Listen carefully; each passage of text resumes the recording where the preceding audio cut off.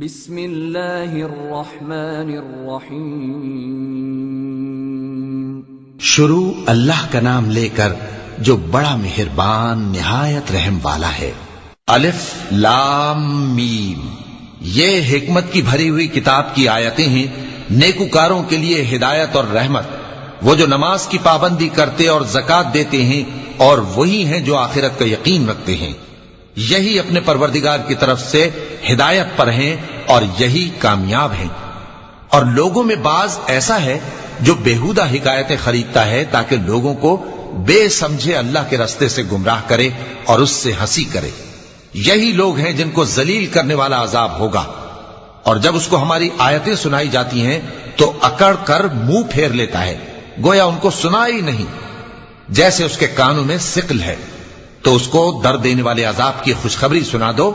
جو لوگ ایمان لائے اور نیک کام کرتے رہے ان کے لیے نعمت کے باغ ہیں، ہمیشہ ان میں رہیں گے۔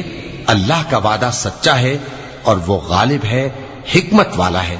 اسی نے آسمانوں کو ستونوں کے بغیر پیدا کیا جیسا کہ تم دیکھتے ہو، اور زمین میں پہاڑ بنا کر رکھ دیے تاکہ وہ تم کو لے کر ڈولنے نہ لگے، اور اس میں ہر طرح کے جانور پھیلا دیے۔ اور ہم ہی نے آسمان سے پانی نازل کیا، پھر اس میں ہر قسم کی نفیس چیزیں اگائیں۔ یہ تو اللہ کی تخلیق ہے۔ اب مجھے دکھاؤ کہ اللہ کے سوا جو ہستیاں ہیں انہوں نے کیا پیدا کیا ہے۔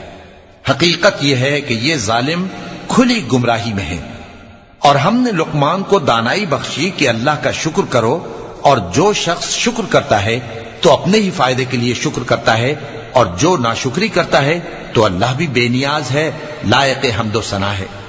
اور اس وقت کو یاد کرو جب لقمان نے اپنے بیٹے کو نصیحت کرتے ہوئے کہا کہ بیٹا، اللہ کے ساتھ شرک نہ کرنا، شرک تو بڑا بھاری ظلم ہے۔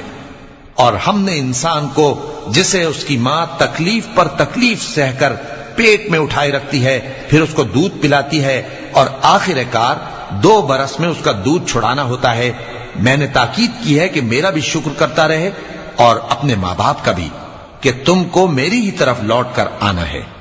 اور اگر وہ دونوں تجھ پر زور ڈالیں کہ تو میرے ساتھ کسی ایسی چیز کو شریک کرے جس کا تجھے کچھ بھی علم نہیں، تو ان کا کہا نہ ماننا۔ ہاں، دنیا کے کاموں میں ان کا اچھی طرح ساتھ دینا، اور جو شخص میری طرف رجوع لائے اس کے راستے پر چلنا۔ پھر تم کو میری طرف لوٹ کر آنا ہے تو جو کام تم کرتے رہے ہو سب سے تم کو آگاہ کر دوں گا۔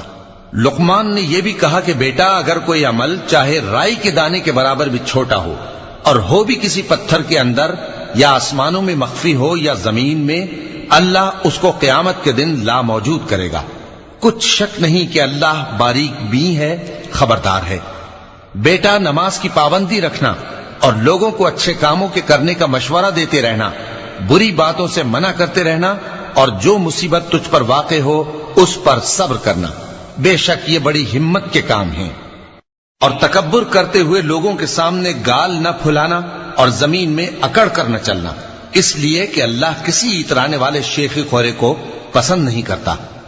اور اپنی چال میں اعتدال کیے رہنا، اور بولتے وقت ذرا آواز نیچی رکھنا، کیونکہ بہت اونچی آواز گدھوں کی سی ہے، اور کچھ شک نہیں کہ سب سے بری آواز گدھوں کی ہوتی ہے۔ کیا تم نے نہیں دیکھا کہ جو کچھ آسمانوں میں اور جو کچھ زمین میں ہے سب کو اللہ نے تمہارے قابو میں کر دیا ہے، اور تم پر اپنی ظاہری اور باطنی نعمتیں پوری کر دی ہیں۔ اور بعض لوگ ایسے ہیں کہ اللہ کے بارے میں جھگڑتے ہیں، نہ علم رکھتے ہیں اور نہ ہدایت اور نہ کتاب روشن۔ اور جب ان سے کہا جاتا ہے کہ جو کتاب اللہ نے نازل فرمائی ہے اس کی پیروی کرو، تو کہتے ہیں کہ ہم تو اسی کی پیروی کریں گے جس پر ہم نے اپنے باپ دادوں کو پایا۔ بھلا اگرچہ شیطان ان کو دوزخ کے عذاب کی طرف بلاتا ہو تب بھی۔ اور جو شخص اپنے آپ کو اللہ کا فرما بردار کر دے اور نیکوکار بھی ہو تو اس نے مضبوط کڑا تھام لیا، اور سب کاموں کا انجام اللہ ہی کی طرف ہے۔ اور جو کفر کرے تو اس کا کفر تمہیں غمناک نہ کر دے۔ ان کو ہماری طرف لوٹ کر آنا ہے، پھر جو کام وہ کیا کرتے تھے ہم ان کو جتا دیں گے۔ بے شک اللہ دلوں کی باتوں سے بھی واقف ہے۔ ہم ان کو تھوڑا سا فائدہ پہنچائیں گے، پھر عذاب شدید کی طرف مجبور کر کے لے جائیں گے۔ اور اگر تم ان سے پوچھو کہ آسمانوں اور زمین کو کس نے پیدا کیا تو بول اٹھیں گے کہ اللہ نے۔ کہہ دو کہ اللہ کا شکر ہے، لیکن ان میں اکثر سمجھ نہیں رکھتے۔ جو کچھ آسمانوں اور زمین میں ہے سب اللہ ہی کا ہے، بے شک اللہ بے نیاز ہے، لائق حمد و ثنا ہے۔ اور اگر یوں ہو کہ زمین میں جتنے درخت ہیں سب کے سب قلم ہو، اور سمندر کا تمام پانی سیاہی ہو، اور اس کے بعد 7 سمندر اور سیاہی ہو جائیں، تو اللہ کی باتیں یعنی اس کی صفتیں ختم نہ ہوں۔ بے شک اللہ غالب ہے، حکمت والا ہے۔ اللہ کو تمہارا پیدا کرنا اور جلا اٹھانا ایک شخص کے پیدا کرنے اور جلا اٹھانے کی طرح ہے۔ بے شک اللہ سننے والا ہے، دیکھنے والا ہے۔ کیا تم نے نہیں دیکھا کہ اللہ ہی رات کو دن میں داخل کرتا ہے اور دن کو رات میں داخل کرتا ہے، اور اسی نے سورج اور چاند کو کام میں لگا رکھا ہے، ہر ایک وقت مقرر تک چل رہا ہے، اور یہ کہ اللہ تمہارے سب اعمال سے خبردار ہے۔